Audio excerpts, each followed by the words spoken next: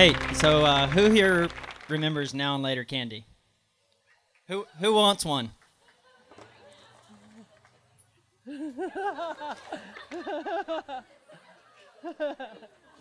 got a few more.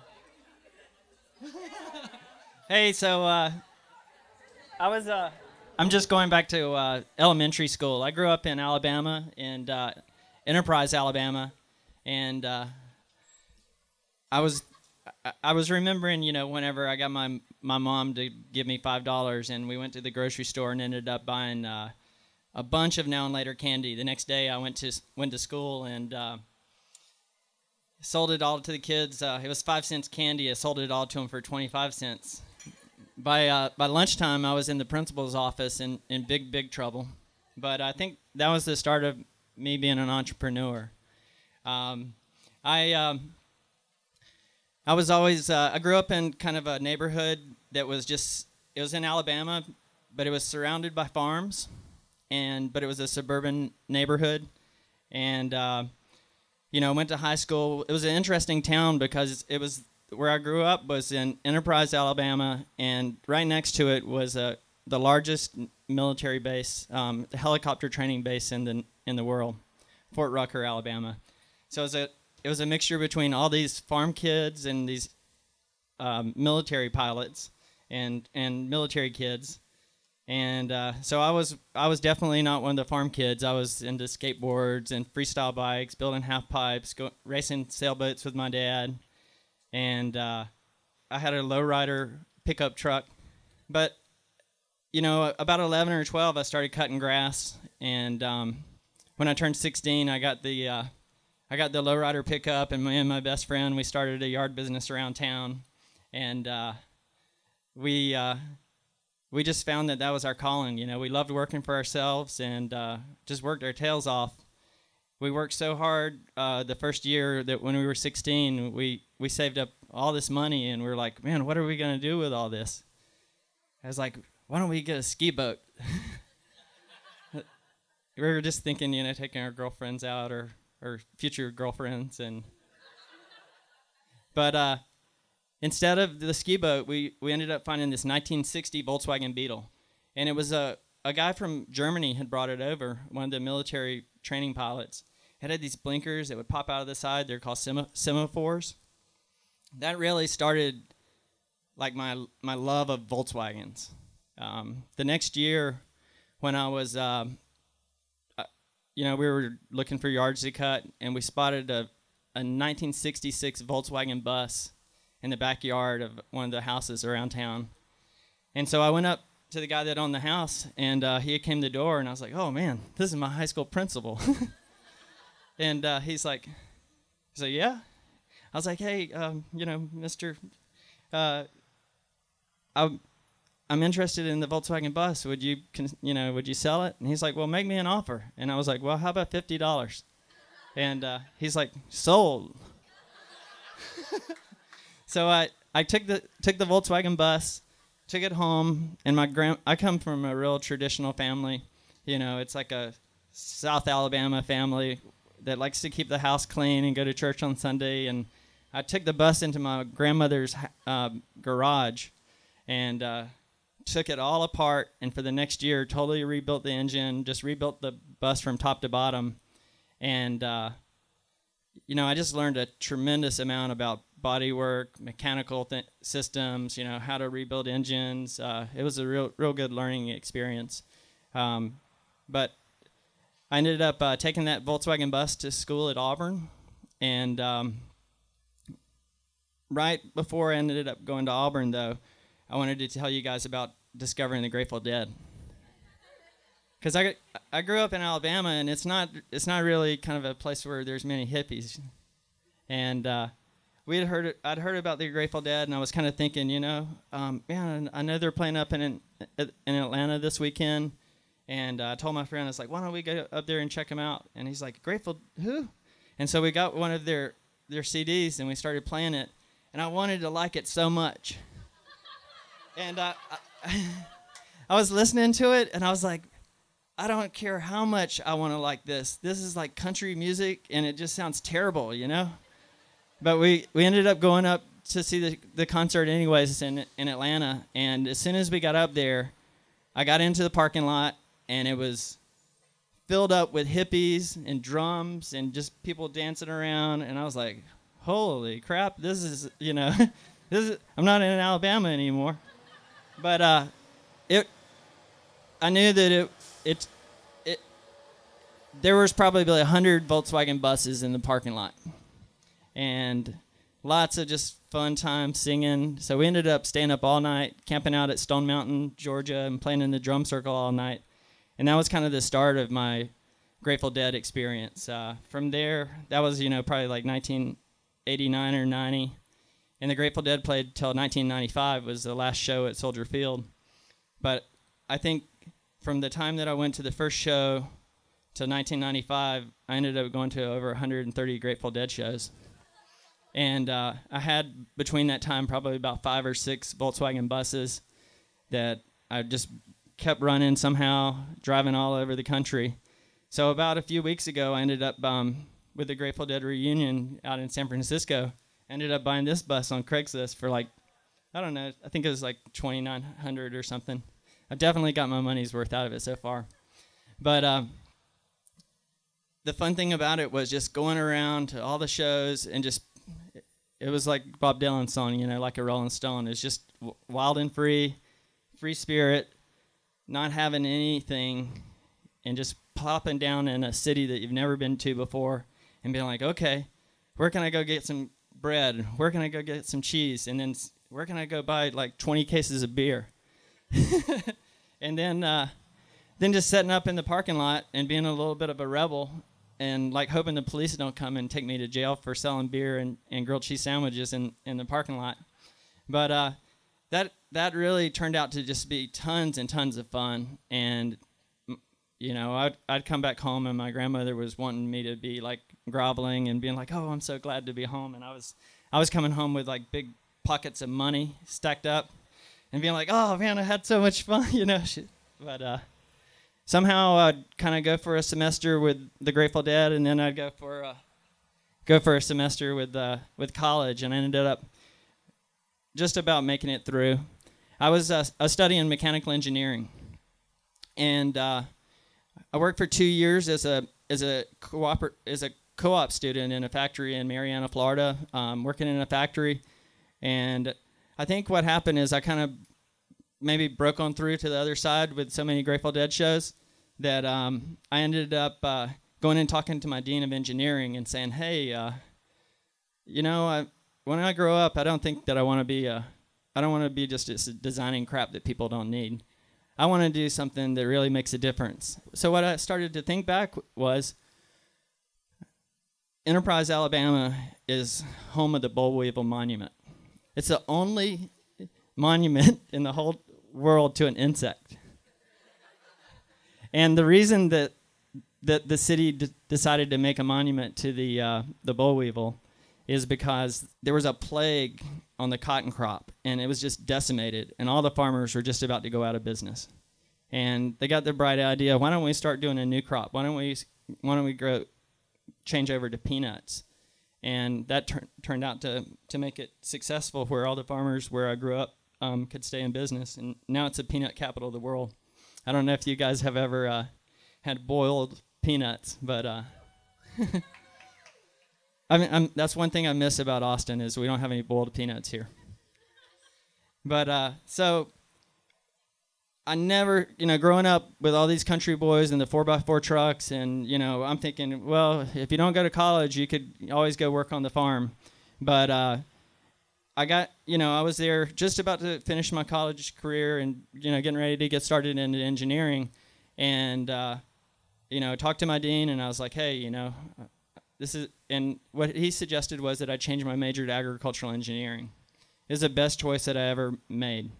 And, the only difference was that my grandmother was like, I had aspirations of when I graduated to go work on an organic farm. I'm beard, long hair, driving the Volkswagen bus. And I was like, Mom and Elle, I found my true calling, and I want to go work on this. She's like, you can apply for some hippie organic farm if you want to. she's like, but we've sacrificed and saved. She's like, just please apply for a real job. And so I did apply for a real job, and I got hired by the government to manage the water conservation program for the Bureau of Reclamation for 10 years. And I did that from like 1999 to 2008. But I ended up living in Ashland, Oregon, Casper, Wyoming, and then 2001 I moved to Austin. And I don't know if you guys know my wife Beth or not, but she's Angela Beth. She's an awesome roller derby girl here in Austin. And we went to high school together. We ended up getting married in 2002. She came out here. And in 2004, we started our backyard garden on Holly Street. And if you look behind you here and you see the ingredients garden, that's about 30 feet by 50 feet. That's how big our garden was in Holly Street when we started in 2004. We grew in our backyard at Holly Street from 2004 till 2007. We ended up buying 20 acres, then behind Callahan's. And then by 2011, our farm had grown to 200 acres. We bought a historic dairy through the help of some of our CSA members, and in Garfield, Texas. It's 10 miles east of the airport. So we grew from this 30 by 50 foot backyard garden to a 20 acre farm. Then one of our CSA members helped us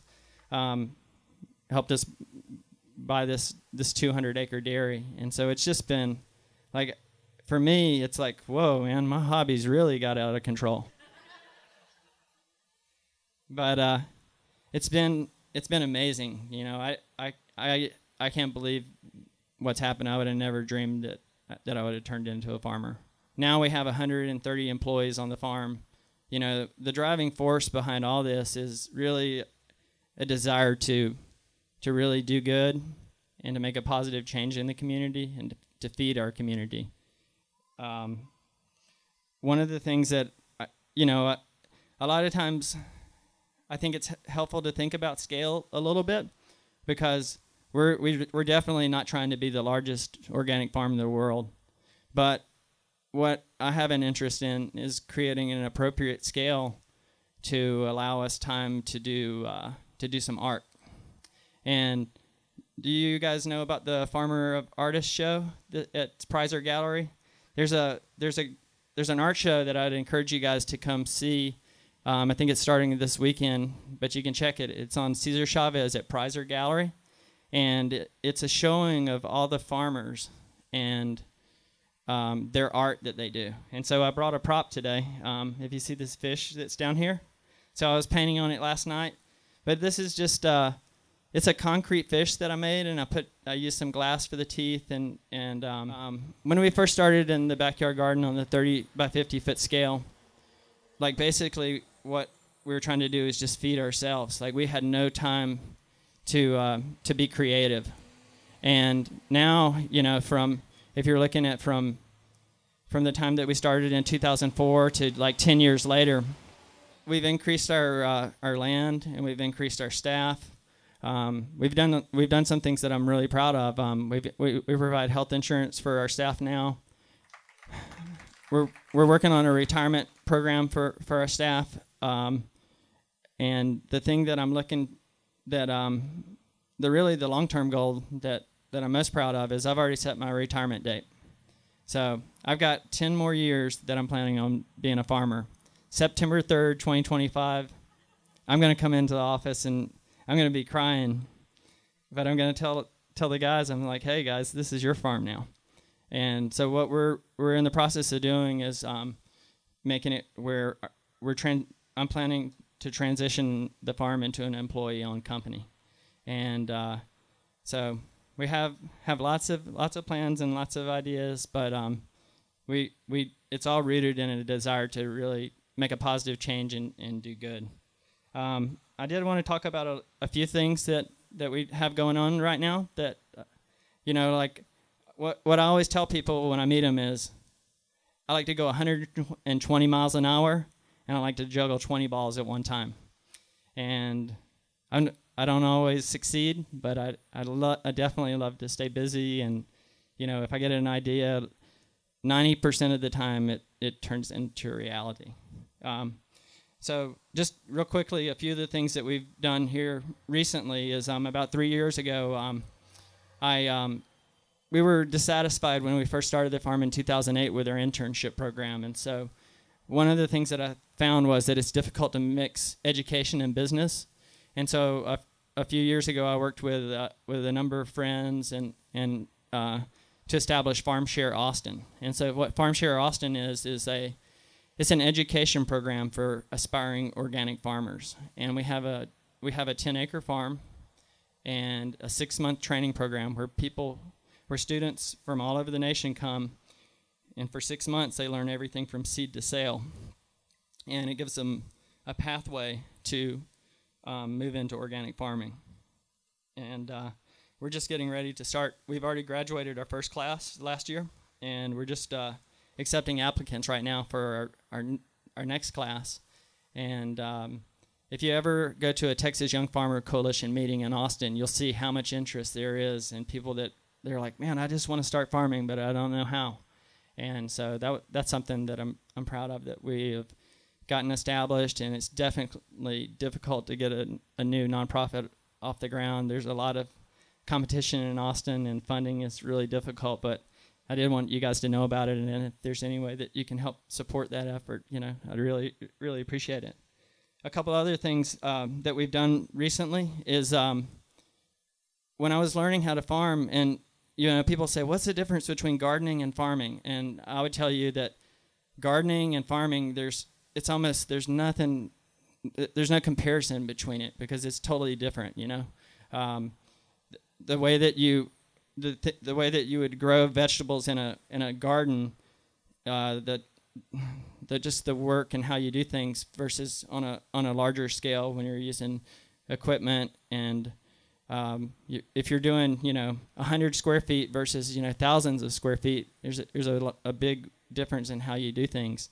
When we changed to farming, I was looking at examples of organic farmers, and I made a choice that I'm not happy with or wasn't proud of. We started to use plastic mulch on our farm, and what that does is it has a lot of benefits as far as water conservation and nutrient leaching, but it basically can turn into a big trash problem on your farm, because every time that you grow a crop, then you have plastic that you have to throw and contribute to the landfill. And this definitely was not in line with the values that I had for wanting to farm. So last October, we made a decision to completely eliminate the use of plastic mulch. And when you're on a larger scale like we are, it's a challenge to figure out ways to do it. But there's tons of resistance on the farm. The guys are like, we're going to quit. We can't do this, But I was like, no, we can figure it out. And we pushed through. And if you guys come out to our farm now and see how beautiful it is, you would not believe it. It looks the most beautiful that it's ever looked at this time of year. And I've been going to the farmers markets in August, now, where I'm looking at our booth and I'm just like, I can't believe the diversity that we're having in August, because typically in August you see peppers, eggplant, and okra, And we've got we still have tomatoes right now. This is the first time this late in the season that we've had tomatoes, and I think we're going to have them for another week or two. You might see a few stickers out for the Ceres Vegetable Society, and so we've the Ceres Vegetable Society is a new organization that I've recently founded that's dedicated to the preservation of habitat for plants and animals, and it's nice to be able to get the business to a point where there's a time for a little bit of art and creativity. The Ceres Vegetable Society has been something that's been like really, really important to me since college, when I started to understand the interaction between energy use and the environment, and that's something that we try to make it fun. Right now, Johnson's Backyard Garden is supporting Ceres through doing these mystery box. We have like a kind of a secret vegetable buying club where we'll do a pop-up market, and people will come and get a mystery box, and we partner with all of our our friends that are artists and food producers, and we do add-ons. But it's really, it's got a lot broader mission besides just selling vegetable boxes and partnering with our farms. But it's the mission of the organization is education for about energy use and preservation for habitat for plants and animals. You know, Austin's busting at the seams right now with development, and you know, I think that it's just that a lot of times you just don't. I think a lot of times we just need someone to stand up and just say, "Hey guys, you know, we need to save a little land," you know, and it just kind of to wake people up, and that's what I'm interested in doing is like, hey, let's raise a flag and let's the development's good, but let's save something for. It's not just all about the humans either, you know. It's about there's a lot more besides just us out there. You know what I'm super excited about right now? Like I'm on fire about this. And it's a JBG Baja team. And we had the Whole Foods out at our farm here recently. They were doing a photo shoot for like a national advertising campaign that they had. And I ended up having so much fun on this. I was like, all right, guys, let me figure out and show you a good place on the farm. And I got this 4-wheel drive truck, and we just cranked up the stereo and got the dog in the back and the 4 production assistants. And I'm not sure what happened, but the lead foot got into me, and it was just muddy, and the mud was flying everywhere. The windows were down, and that's where JBG Baja team was the idea came from. And so we're getting ready to have lots of fun. We're planning an event right now at the farm where we're gonna do a car smash. So if you like to hit cars with with sledgehammers, and it's a fundraiser for the team. But you know, the fun part about it is it brings together a lot of the people that we're just friends with, and you know, it's not all work and no play. You gotta mix it up and have a little fun sometimes, and it ties in perfect with my love for Volkswagens and engineering and mechanics. And so we're if anybody wants to go on a Baja cruise around the farm, you just hit me up after this talk. I'm always looking for an excuse to beat the record. It's 6 minutes and 11 seconds right now. But so last few things is we're building a barn. So that's a historic event for a farm. We on our 200-acre farm, you know, since we've had it, we haven't had any facilities out there, and it's very difficult to build facilities. It's very expensive, but we're building a 20,000 square foot barn on our Garfield farm, and that's a half-acre barn, and it's something we're super excited about because one of the things that I'm most interested about is having high-quality vegetables. And what we're doing is we're just making it where it's a state-of-the-art facility and something that we really can be proud of and improve the efficiency of the farm. I kind of wanted to maybe tell you guys about the mission and vision of our farm, because I really think that's really what's been driving us, you know, towards this action. Is the mission of our farm is we're growing organically with love and passion. And the vision of our farm is that we want to be a model for organic farms all over the world. So right now what we're doing is we're in the process of purchasing another 250 acres of land. And it's not easy, but we're stretching ourselves and trying to figure out how we can do it. But the reason that we want to have more land is not to really increase our scale, but it's to decrease our farming intensity.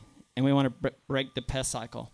So we want to be able to have 2 farms that are both 250 acres each, and where we farm one farm for a full year, and then we move over to the other farm and we farm it for a full year. And while we don't farm the other farm, we're building the soil back. We're completely breaking the pest cycle, and we're growing the mulch that instead of having plastic mulch, we'll have a living mulch that we can use, and a hay mulch. What I wanted to do is to ask you, what are you guys passionate about? I wanted to find out what drives you to action. Because I think if you can find that out, then you can make a difference as well.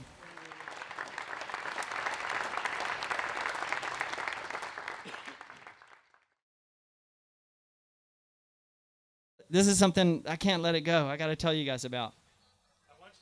We're building a house that's going to last for 500 years. So, from 2007, when we moved out to the farm at Hergott's Lane behind Callahan's, I bought a double-wide mobile home on Craigslist for $20,000, and I told my wife, I said, Beth, you know, we're only going to be here for a year. Well, I don't know. I guess it's a few years later, but we're currently under construction on this.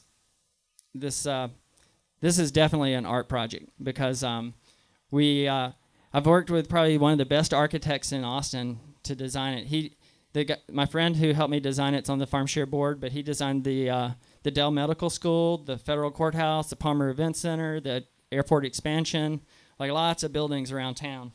And he's a super, super young guy. His name's Matt Leach. But I interviewed about 5 different architects, and I was like, hey, I want to build this house, you know, and I want to build it from scratch. I want to build it like I like to cook with raw ingredients, and I want it to last for 500 years. And everyone's like, hey, man, are you? They're kind of like, you're a little nutty here.